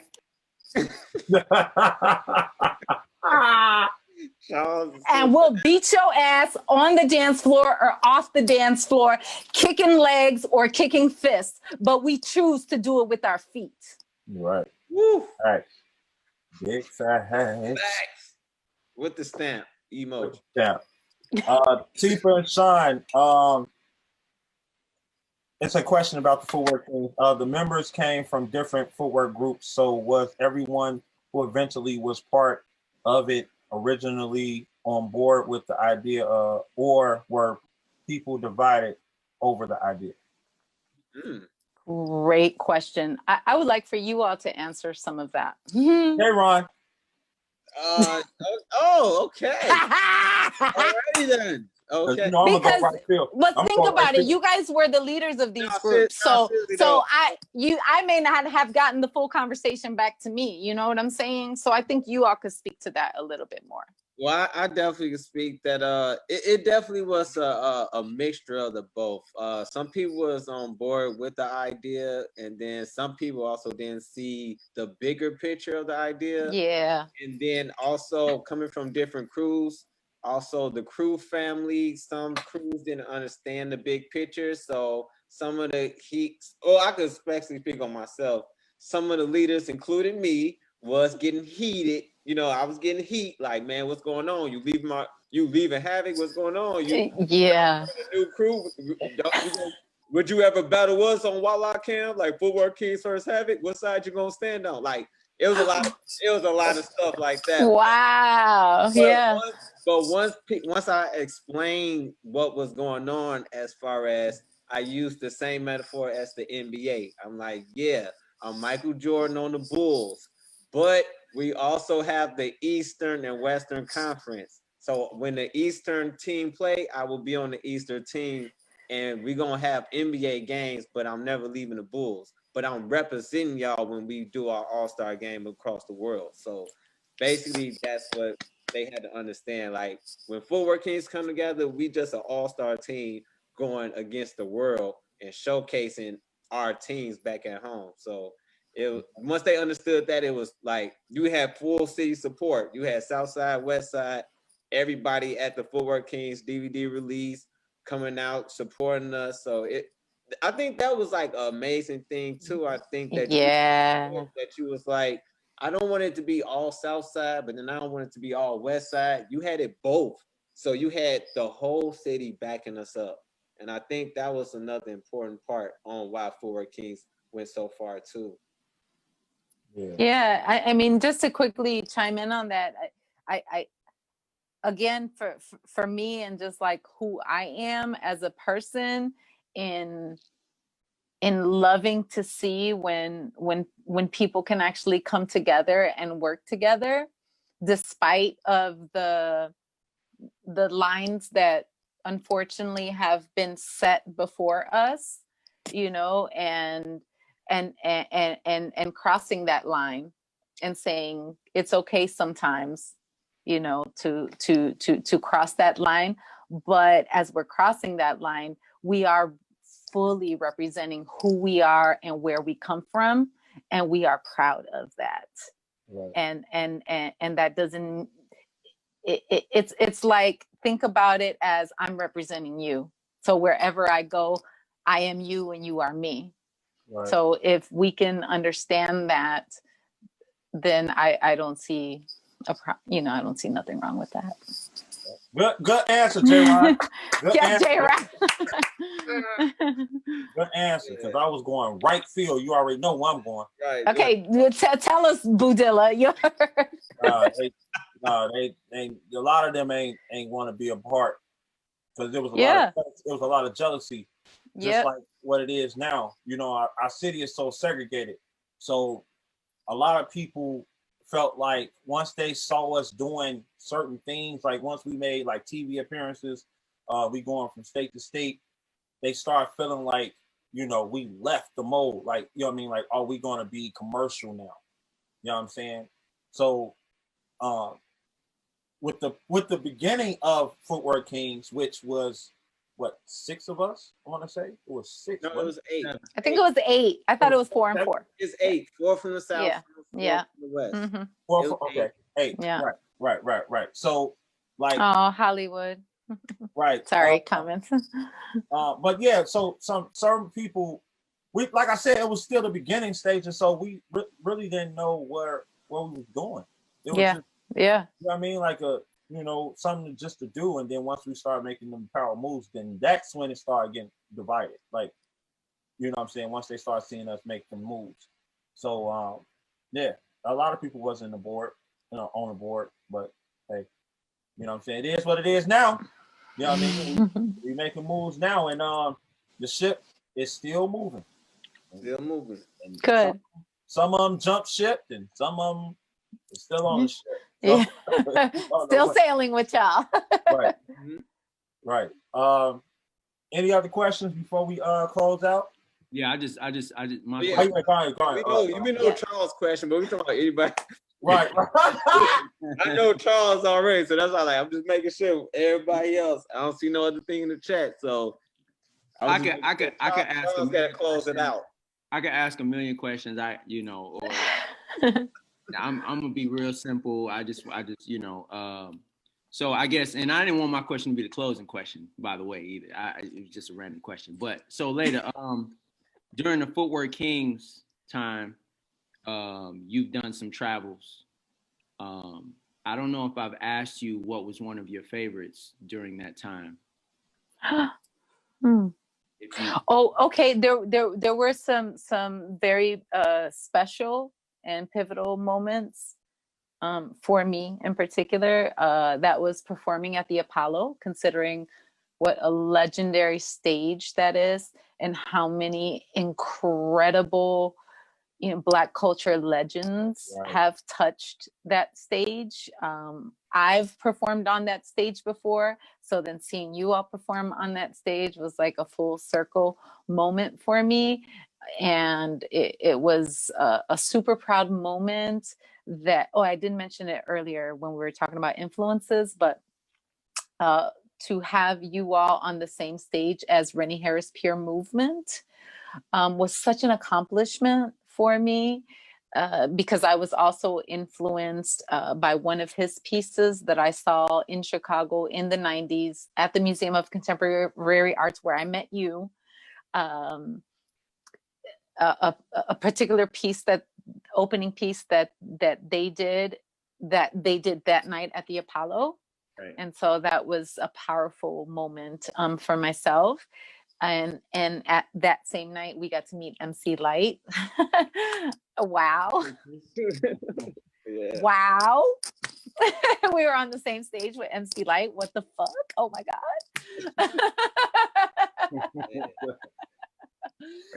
So that one and the Kennedy Center, because I felt that particular show was a part of me going through the process of starting to tell stories. So you all trusted me for that particular show to creatively direct a 30-minute piece that would speak to your experiences as footworkers beyond the footwork. And that was a super, super special moment for me. But it was also a little bit crushing, because that for me was work that never saw its full potential. And so that was a bit heartbreaking. That was a bit heartbreaking for me. Right. Yeah. So yeah, I'm sharing that with you guys. So that was a little, you know, sensitive for me that show didn't reach its full potential, because I think that's when we were just starting to like become storytellers. Not to open up a can of worms, but what was kind of hard for me was that when me and Jay we didn't qualify in the year that you came to Paris, and I know we really wanted to, but we still represented, you know what I'm saying? We still did our thing out there, but we had you out there. And for me, yes, that was, oh my God, that too. Thank you. Yes, that moment in Paris. I've never been to Paris since then. I experienced that with you all. So thank you. And this ring, I still have this ring. I was never there with Charles, but I think he got this ring in Jerusalem, I believe, Charles, right? Yes. From the Madonna tour. So this ring is always on. That's crazy. And it's always a reminder to me of like how far not only I have come, but we as a unit, and what we accomplished and what we did. Appreciate you. Hey, J-Ron, what's one of your proudest Footwork King memories? Well, first I was about to say, I was going to just first compliment Lady Soul on the greatest footwork show ever made. I first had to say that only a few people get to see. The John F. Kennedy Center show is the greatest footwork show ever made, like hands down. So it was even an honor to even be in that. Like, true story. Like, that broke any record of anything ever done in our culture. To be able to tell the story from house to ghetto house into footwork, even with the relationship between footwork and tap dance, like, and telling our struggles and our pains in our footwork, and like, people have no idea about that show. And like you said, it didn't reach its full potential, but no footwork show has ever even came close to that. So I just want to even say that came out of your head, the whole idea. So I truly appreciate that show and what your vision was on really telling the story of Chicago and putting it into an actual piece on stage. Like, that was mind blowing, you know? So I just had to get that out. Thank you. Thank yourself. For me, travel wise, well, as far as FootworKingz is concerned, I definitely, of course, you crazy. I'll have to say one with Madonna, of course, with Charles. That like, y'all have a whole book that I'm waiting for. Right. I'm like that. I mean, but on the other note though, I would actually say not even just the traveling, I would just say the FootworKingz DVD release. And that was epic. We had some epic moments. You know what I'm saying? Like, it wasn't even the travel part. It was about, I'm traveling in my city, about to be in a whole movie premiere about my city, including me. I got family, everybody fresh, like coming out of limos, like people flying from out the state to come see this. Shout out to Aunt Boogie, Madonna dancers, and all of them. Like, Ryan Green, it was just an epic. Larry Sims. Like, you know, shout out to Detroit, Gen G. Yes, they drove down. They all came out here. God. Like, it was so many. Oh my God. Yeah, so I'm like, for me, the biggest thing was at home.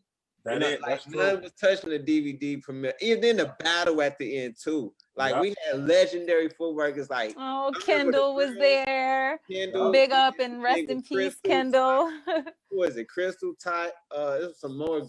Like, it was a lot.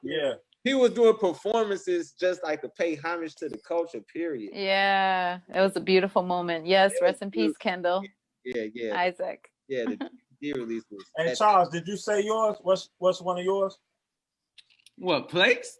No, one of your highlight. Like, what's your highlight in FootworKingz? And with the FootworKingz? Yeah. Dang. I know, right? That's a lot, right? Right.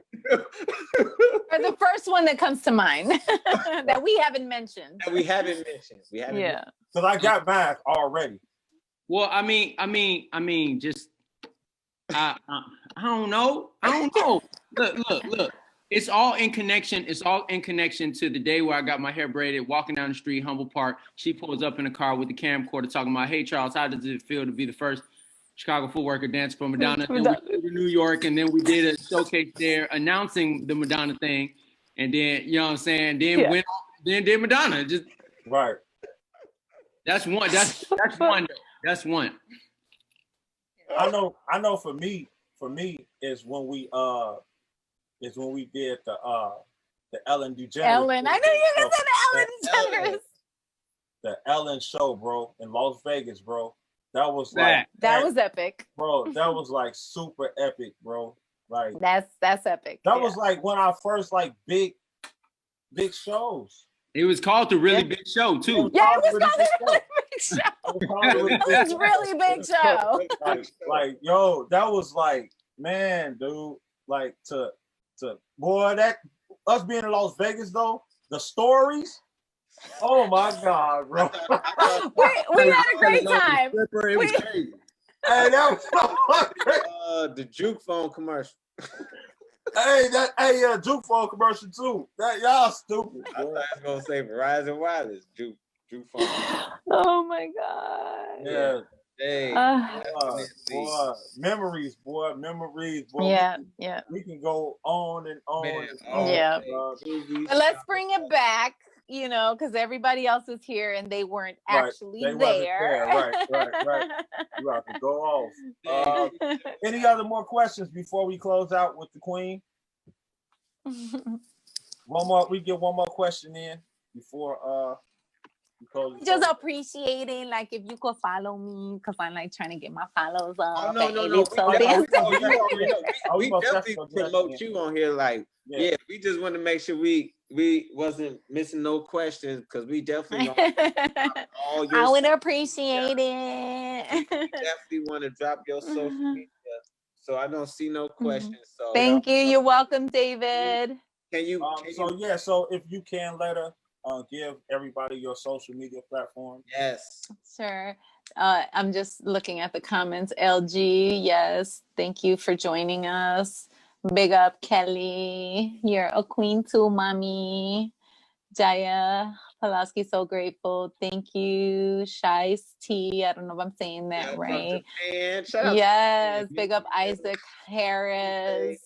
Big up yourself. Tamara, Miss Levitz. Big up yourself. Yes. I'm doing all the big ups. Right. All the names that are popping up. We need your social media. At Lady Sol's Dance Diary. Lady SOL, son in Espanol. So Lady SOLS Dance Diary. So at Lady Sol's Dance Diary. If you're into dance fitness, Afro-Caribbean style type of thing, Faya, FIYAH, Faya, _fit_ Chicago, and that's it. Okay. Oh yeah, you getting some more love in the chat, by the way. Okay, let me see. Can I? I don't know how to do the. Okay, how do I even? I don't even like. I just see it pop up, but I don't know. You got Kale. She said, "So grateful for this power." Give thanks. Yeah, for all of us women, keep up the work. Oh, see. Now I see it. Nice. You guys, this is my second Zoom. You already understand. Okay, I'm honored. Thank you. Yes, Jaya, yep, got Mickey, Isaac, Tamara, Kelly. Yes. Is it Irina? Irina, I think. Irina, big up yourself.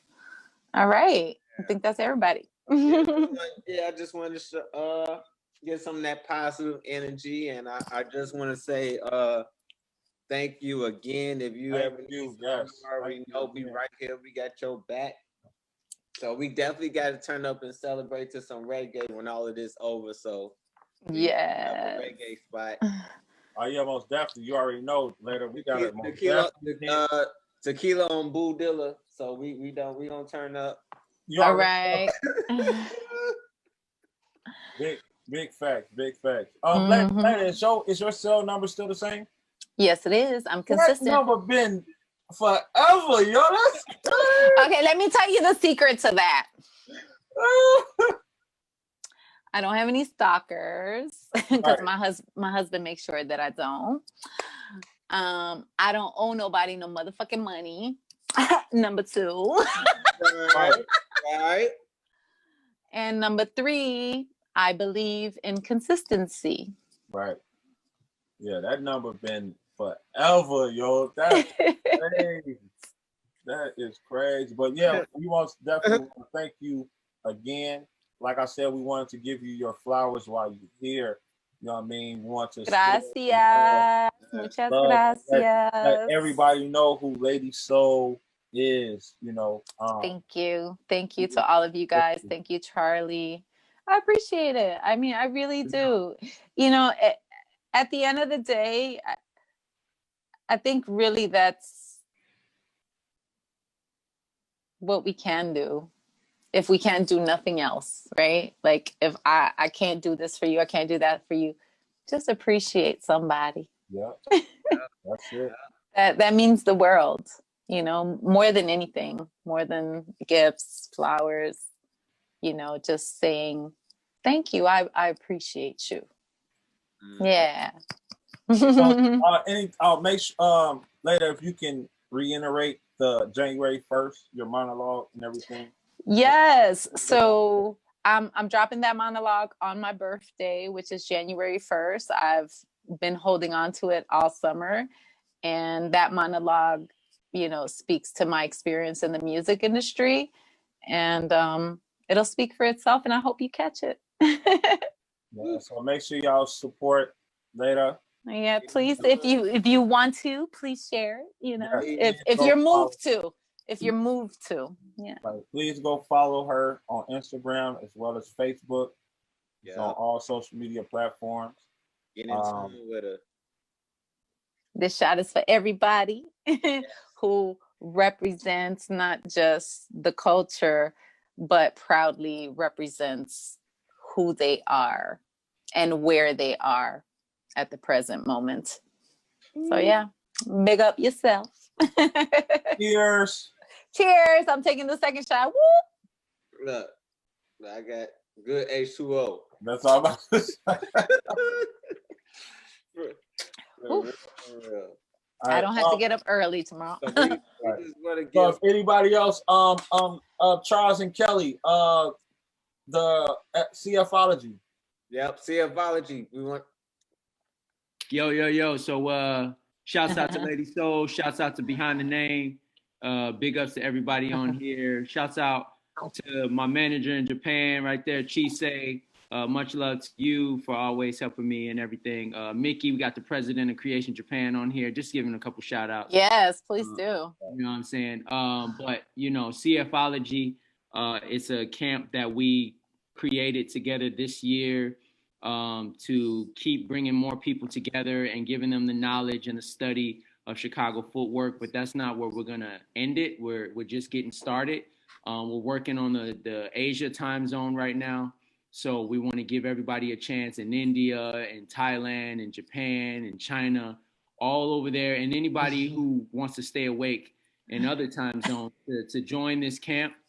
It's the study of Chicago footwork. We have some special guest teachers that are joining us, including Creation. But we got Prince J-Ron teaching a Foundation 2.0. We have the legendary Twan from House-O-Matic teaching a Raw class. It's called Raw. Get it. You feel me? So just everybody stay tuned. Follow the CFology Instagram and sign up and tell your friends, tell your family. It's for everybody. Yup, it's going down.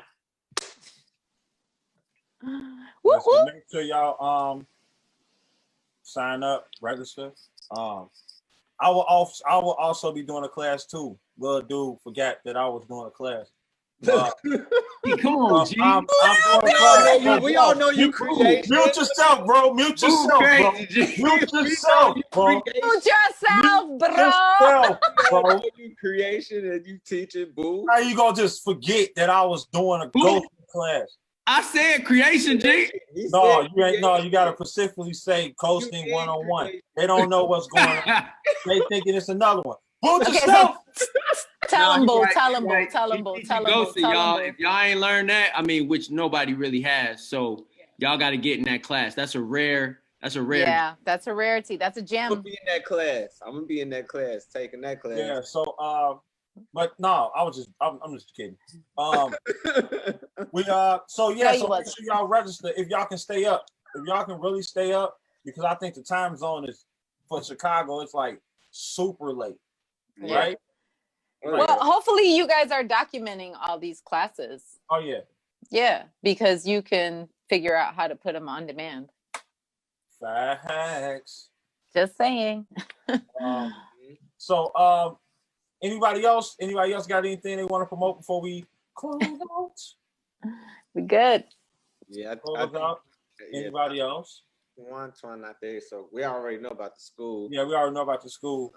I got class tomorrow. If you guys want to join, it's a basic Chicago Footwork class. It's online, on Zoom. So just make sure you look on my page for all the information, for your Zoom link. But hit me up.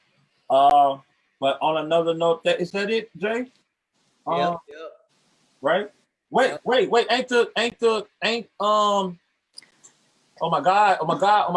What's 22nd, December 22nd? What? What's December 22nd? Wolfpack reunion, December 23rd, Wednesday. Right, so, there we go. Thanks. December 23rd, Wednesday. Know the information. Wolfpack reunion, Traxman is spinning, RP spinning, spinning, and Clint spinning. The Four Fathers. Rest in peace, DJ Rashad. Four Fathers is spinning. Facts. Thanks, Crossfire. People gonna be out the woodworks for this. So yeah. Facts. So that's it for our show tonight. Thanks, Lady Soul, for blessing our show. And, thank you for having me. And till next time, same day, same time. We out this champ. All right.